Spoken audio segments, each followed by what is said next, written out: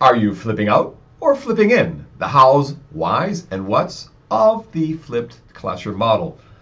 What I'm going to go through with you here today in this short flipping out video about flipping is 4 things. One is, what is flipping in the classroom? 2, what does the research say about all this?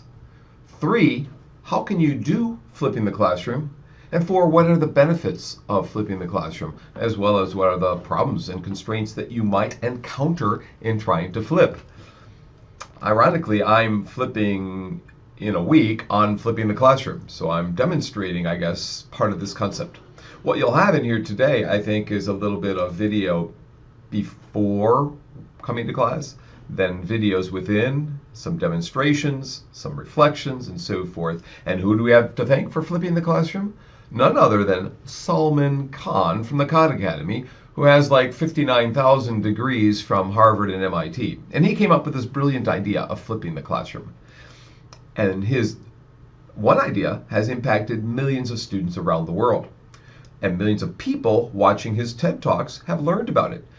Millions of people reading his book, The One World Schoolhouse, have learned about it. Maybe not millions of people have read his book, but lots of people have read his book. Lots of people know who he is. And he's kind of the figurehead of flipping the classroom. But there are other players. There are other people.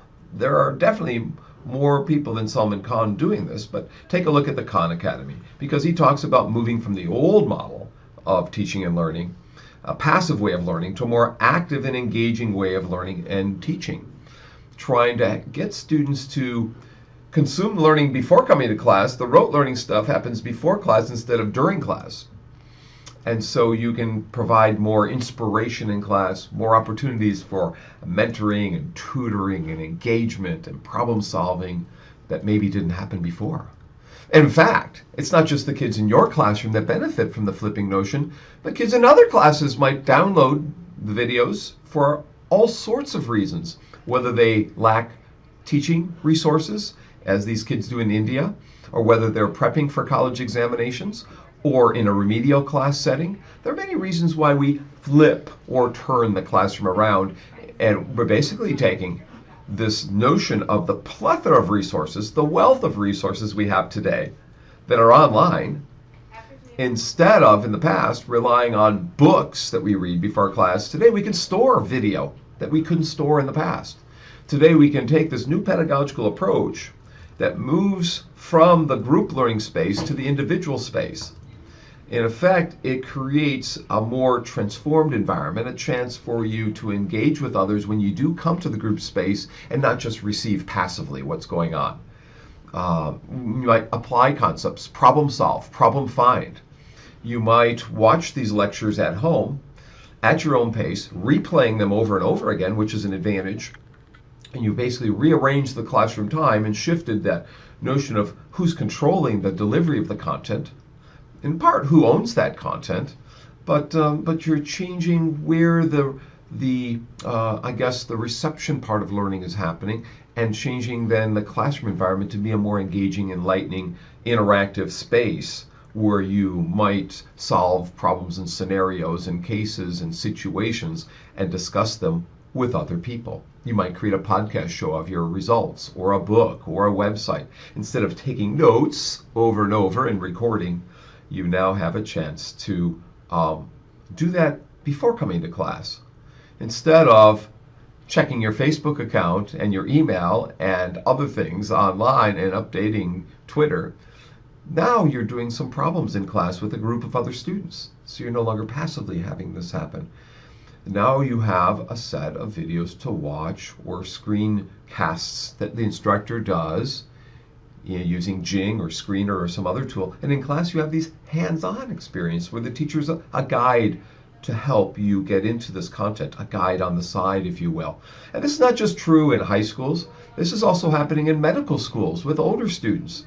We're moving to a more, I guess, of a lab kind of model, a more of a situated learning kind of model, where students work in teams. They solve simulations or games or problems, more hands-on, less observation. That observation can happen through watching the video before or after class, or even you might have some observation of video during class. Not saying that everything happens before, But you have these studio kinds of learning where you now can, as a learner, you now can practice and discuss. Because we know from a neo-Vygotskian standpoint that learning is best derived on a social plane, that we learn with others, we engage with others in this social plane. And so one misconception then becomes that flipping means we're just watching videos before class. And that's a fallacy in some ways. Another fallacy is that everything can happen on your own without the help or support of a teacher. And in fact, we need the teachers as guides. We need teachers as counselors. We need teachers as consultants. We need teachers as curators and concierges who are helping us find and retrieve content and guiding us along the way. So flipping doesn't necessarily mean we eliminate teachers or we eliminate schools or we eliminate the learning spaces that we grew up in. We're just changing those spaces to some degree. We're finding the golden nuggets, the high quality resources, and if we can't find them, we create them like I'm doing right here, right now, you see, in this lovely IU, Indiana University space, as you can see behind me. The IU wall. Well, there are 4 pillars, according to Robert Talbert from the Chronicle of Higher Ed, for flipping the classroom: a flexible environment with various modes of learning, changing it around, learning cultures, a student-centered kind of learning situation, intentional content, where you have the direct instruction intentionally provided before class, like this video might be used, and then a professional educator who reflects on what's happened with students, debriefs on what they tried to do, gives the purpose for what they've tried to do, and is a co-collaborator, a co-facilitator. And so there actually are scales that you can go to see whether or not your environment is flexible enough. If you've established those spaces to permit students to engage and interact with others, to monitor and observe students and provide students with different ways of mastering that content. So you can check the checklist scales. There are other ways to observe, but this is one tool that exists out there to just reflect on whether you're providing a changed learning environment that has more meaningful activities, that has differentiated feedback and immediate feedback. So question number 1 is, how do you, or how might I, or how might anyone, get students to do the work before class? How do you get them to watch these videos? Maybe you'll pause this video at this point and have a reflection activity before I go to the next point. So hit pause. Now, for the answer, you might model watching the videos yourself. That's one way to get everyone to do it. We all know from online learning, if you don't model discussion online, students won't discuss. You also might give points for doing so, or have a quiz when they come to class, or a short little activity where you use that content. You might also make it part of the community. Now, how else might you flip? Did I miss anything? If I did, hit pause. If I didn't, we'll move on. You might grade their pre-work, some activity they did. You might tell students why you're flipping. Give them the purpose of flipping, that you believe that this is a better approach, a better philosophy of instruction, in that they have more control over their learning. So give them the rationale. If you give the rationale, purpose, and objectives, students are more inspired to do it. You might also use it, try it out. Bring back prior students to tell how it worked. How did that class work? And don't just do what I'm doing in my class this semester. Don't just do it once as a one-off activity. Build on it. Try it out over and over and change it up. So some tips on flipping: give them your expectations. Tell students what you're trying to do. Use technology that's easy to use. Start from a base. Start from something easy. Don't get them frightened or intimidated. Step aside and allow students to learn from each other. Get students to co-collaborate, jointly discuss. Don't just rely on you. Assess students' pre-class understanding and compare it to post-class. Do some action research, in-class researches, and set a target for what you're attempting to do, so that you have a base, a goal, a benchmark maybe from previous semesters, and then assess it the way in which flipped classroom models might be assessed. Dig into new ways of assessment. You might have to do more on the front end. You might have to plan things out more when you flip. You might have to invest a little bit in video resources like we're doing here in this setting. A nice little banner on the back that says IU School of Education doesn't hurt, and that's not that expensive. But the Camtasia and other things we're doing here maybe cost a little more money. Prepare the learners for this. Tell them you're doing it. Tell them about your instructional philosophy. Maybe have them write their philosophy of teaching and learning and compare it. And then be more active in that environment. You might do the flipping first, watch a video, and then come to class and do cases. Or find problems. Give them a mess of stuff. Give them a whole mess of papers that they got to read, you know, and then you take those messiness and you search for problems and errors, just like coming up with a master's thesis or dissertation topic or honors thesis. Look for problems. Solve cases. Compare your case problems. One of the biggest mistakes in solving a flipped classroom situation or creating a flipped classroom situation is relying only on video. And forget, we still have books, we still have journals, we still have simulations. There's all sorts of other things you can use. Now, you might record just audio. You might do audio and video like we're doing here, picture in picture. You don't just have to use video. You can use keynotes from conferences. You can use MOOCs. In fact, there's a big trend on flipping today where people use massive open online classes, pretty established expert videos for their flipped experience.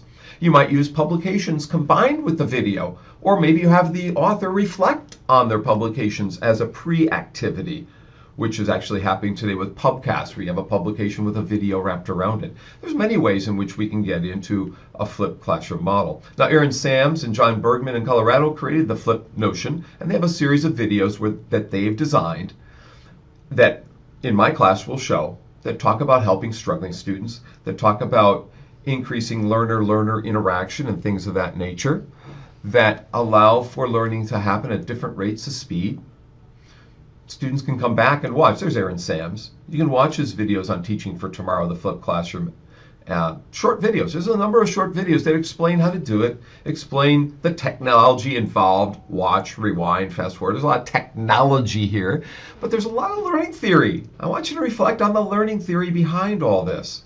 Why are we stopping and reflecting? Why are we working in teams?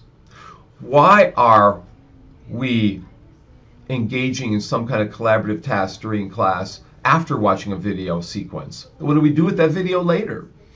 So you can look at the bugs in students' thinking that become more evident in a face-to-face situation than if you're lecturing to them. If they're problem solving, you'll see those bugs. So the instructor no longer has to perform 5 times a day and give the same lecture over and over and over. Boring. Okay? Now those boring lectures will hopefully they're not all boring. Hopefully there's some engagement and some activity. And it's not just happening with those high school students from John Bergman, it's happening in college classrooms. And there are some examples from North Carolina, Ohio State, Penn State that my class will be watching relating to flipping the classroom that are a couple minutes long as well. This is my first flipped classroom. I had a student named Satoshi walk in to my experience. I just was trying this out because I was going to a conference in Europe or something. And so I filmed the early class and learning theories for my class that they watched.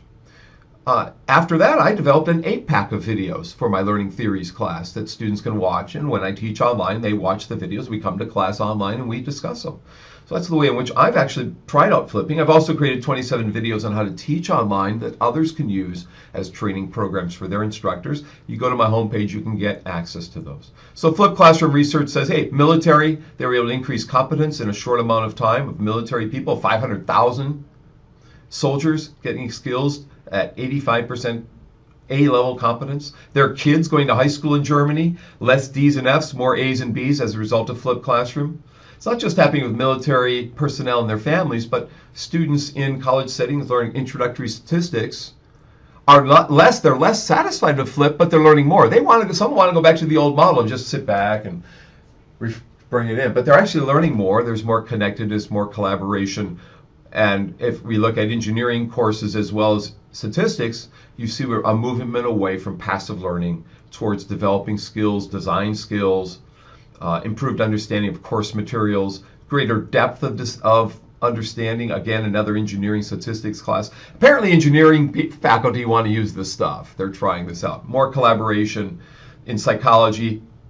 There's, again, more learning happening through a flip model, which is my training as educational psych, and I can see this happening, where the model might be watching the videos, coming to class and discuss them, and taking some quizzes and exams and doing some Piagetian experiments or some other Gestalt experiments after watching the video. It might come alive for you having watched the video. Now we'll talk about what Piaget or Wundt or Skinner were doing.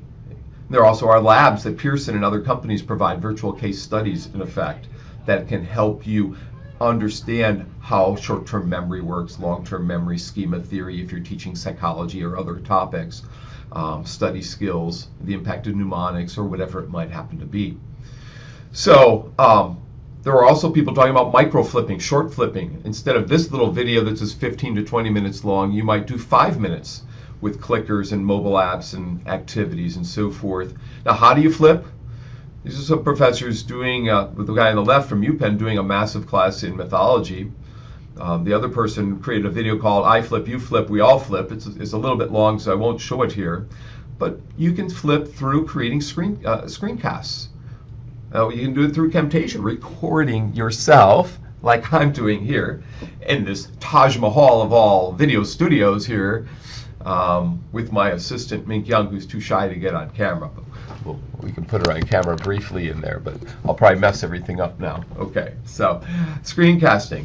We've got tools like Jing and Snagit and Screener and so forth that help us do this kind of thing. And on an iPad, you've got Show Me and other tools that let teachers create short little video snippets. And so today we're moving to these multimedia classrooms. We're moving to having engaging videos that are not just in film classes anymore. It's in education and business and psychology and other disciplines. And we have studios like this wonderful one here where we can film and record. And this is common today. Some professors are becoming celebrities as a result of their videos. That's not the goal. That's not the end point. The end point is learning.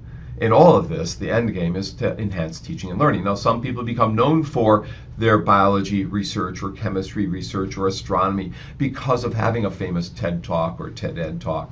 EDUCAUSE has a short piece on 7 things you should know about flipping the classroom. You might read this piece. I might actually assign it to my class in week 13 for our 6, 7, 8. And if those of you who are not in my class want my syllabus, it's on the web. By all means, download it. It's a monster of 45 pages, and week 13 is on flipping the classroom. So next steps for me is to experiment more with flipping in the fall when I teach P540 learning theories online for the first time in a few years. I've been teaching it face-to-face, but I'm going to try some flipping there. I might also research. In fact, my visiting scholar right now and I are trying to publish a paper on flipping the class in China. So is this a revolution? You might pause right now if you're watching and ask your students, is this a revolution? Viva la revolution! Yes, maybe no. Pause. Or come back. I'm not so sure flipping the classroom is. I think we're a ways away from whether it is a revolution or not. I think it's an extension of what we've been doing for a couple of decades. Storing video online helps us do more than we could in the past. Is it a revolution? We're getting a revolution maybe as a result of mobile learning, online learning, blended learning, flipping classes, and e-books. A combination of things become a revolution. Flipping the class alone, I do not think is, but maybe you put maybe. My notes are posted at trainingshare.com, my publication at Publication Share, and I have a free book at techvariety.com on how to teach online. At tech-variety.com, and under free stuff, you can download by chapter.